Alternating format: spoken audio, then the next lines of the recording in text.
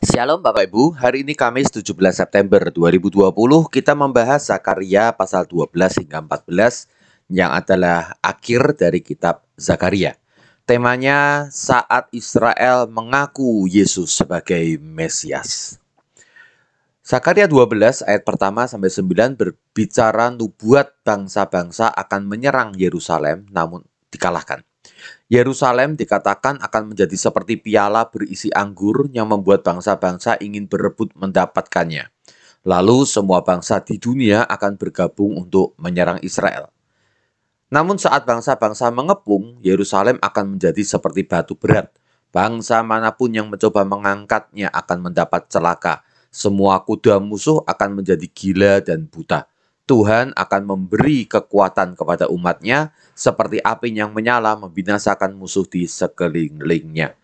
Membaca akan bagian ini, kita akan memahami bahwa ini bukan berbicara tentang pengepungan Yerusalem oleh Nebukadnezar di masa lampau, di masa Babel, pun juga pengepungan atas Yerusalem yang dilakukan Jenderal Titus dari Roma di tahun 70 Masehi yang akan datang beberapa ratus tahun kemudian.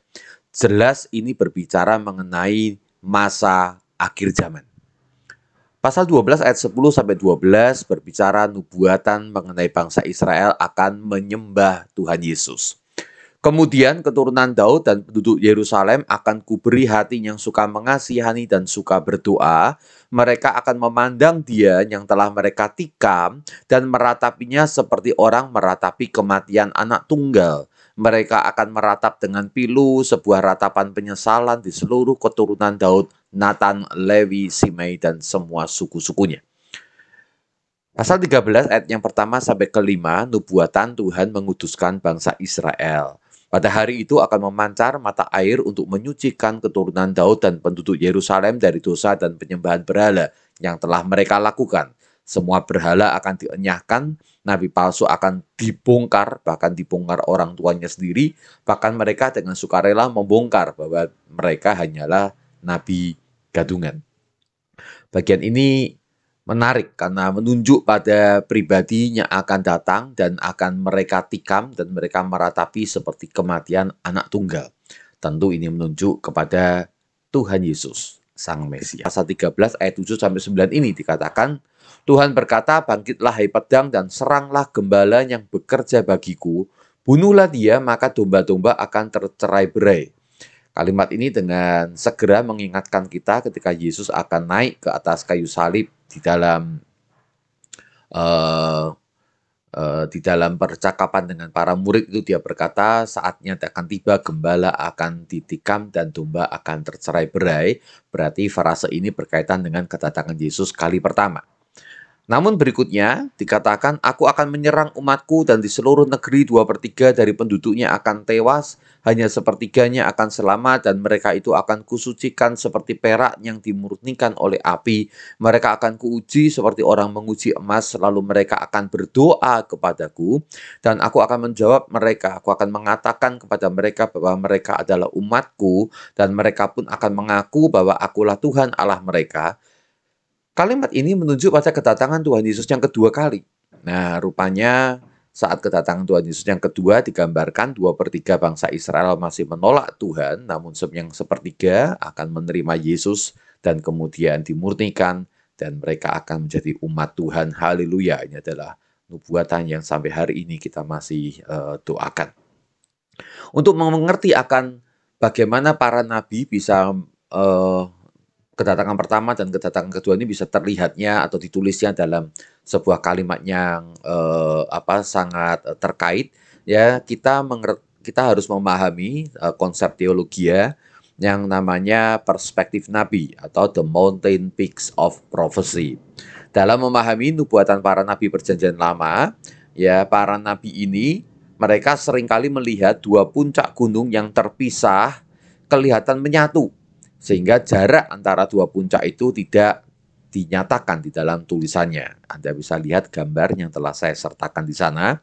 Gambar pertama, gambar itu berbicara tentang seorang nabi dari kejauhan melihat dua puncak gunung yang kelihatannya menyatu, nempel. Padahal sebenarnya ada dua gunung. Ya. Gunung pertama adalah kedatangan Yesus yang pertama menurut konsep bangsa rabi-rabi Yahudi, sebagaimana saya sampaikan kemarin, berbicara tentang Mesias anak Yusuf. Lalu kemudian kedatangan Tuhan yang kedua berbicara Mesias anak Daud, di mana Tuhan datang dengan perkasa sebagai raja untuk mengalahkan musuh dan memerintah atas umatnya. Sementara pada kedatangan pertama, Tuhan datang dalam bentuk Raja Damai yang membawa kedamaian bagi orang yang percaya. Nah, di antara kedua zaman ini, itulah yang disebut dengan zaman gereja. Ya, ini zaman kita sekarang hidup.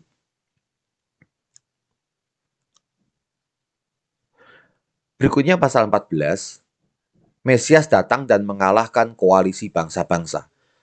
Bagian ini memberikan detail yang telah disampaikan pada Zakaria 12 ayat yang pertama sampai yang ke-9 tatkala Yerusalem dikepung oleh seluruh bangsa. Pada hari penghakiman Tuhan, semua bangsa akan berkumpul menyerang Yerusalem. Kota itu akan direbut dan rumah-rumahnya dijarah. Setengah penduduknya dibuang, setengahnya tetap tinggal di kota. Lalu Tuhan akan datang dan maju berperang melawan bangsa-bangsa itu. Ia akan berdiri di Bukit Zaitun di sebelah timur Yerusalem. Bukit Zaitun akan terbelah dari timur sampai ke barat, setengah bukit itu bergerak ke utara, setengah bukitnya lagi bergerak ke selatan. Lalu bangsa Israel akan lari melalui lembah yang membelah akan bukit itu. Kemudian Tuhan Allah akan datang diiringi pasukan malaikatnya. Kemudian Tuhan akan menimpakan penyakit yang mengerikan atas semua musuh. Mata, lidah, bahkan seluruh tubuh mereka membusuk sementara mereka masih hidup. Penyakit yang dahsyat juga akan menimpa kuda, bagal, unta, keledai, serta semua binatang di perkemahan musuh. Maka tentara musuh akan panik, kebingungan, lalu saling menyerang satu dengan yang lainnya. Kemudian bangsa Yehuda akan maju berperang, membela Yerusalem, dan membunuh para musuh, merampas semua harta benda bangsa-bangsa yang di sekitarnya, emas, perak, dan pakaian yang bertumpuk-tumpuk. Kemudian Sang Mesias ini akan datang untuk memerintah sebagai Raja dunia. Inilah keadaan Yerusalem yang baru. Saat hari itu terjadi, tak akan ada lagi hawa dingin dan kegelapan. Hari akan selalu terang juga di waktu malam. Air segar mengalir dari Yerusalem ke Laut Mati dan Laut Tengah, mengalir sepanjang tahun. Lalu Tuhan akan memerintah sebagai Raja atas seluruh muka bumi. Setiap orang akan menyembah Dia sebagai Allah dan mengenal Dia dengan nama yang sama. Seluruh negeri akan menjadi dataran, tetapi Yerusalem akan menjulang tinggi, lebih tinggi daripada tanah di sekitarnya. Kota itu akan meluas dari pintu gerbang Benyamin sampai ke pintu gerbang sudut, yaitu tempat pintu gerbang pertama, dan dari menara Hananeel sampai ke tempat pemerasan anggur milik raja. Tetapi hanya Tuhan yang tahu kapan hari itu tiba. Ada penjelasan yang indah ya pada pasal 14 ayat 7b ini. Kemudian Yesus akan memerintah sebagai raja di atas segala raja. Semua orang yang masih hidup di antara bangsa-bangsa yang menyerang Yerusalem akan datang ke Yerusalem untuk menyembah Raja Tuhan semesta alam. Mereka akan merayakan pesta pondok daun, yakni pesta panen raya bangsa Israel. Lonceng yang ada pada pakaian kuda, ini kuda perang, akan tertulis kudus bagi Tuhan. Kalimat ini adalah kalimat yang tercatat pada topi para imam. Artinya bahwa tidak akan ada lagi peperangan sehingga kuda perang sudah tidak dibutuhkan. Kuali di rumah Tuhan akan diperlakukan seperti bokor di depan mezbah. Artinya, persembahan Bani Israel dan bangsa non-Israel itu biasanya dibakar atau direbus dengan perkakas yang berbeda.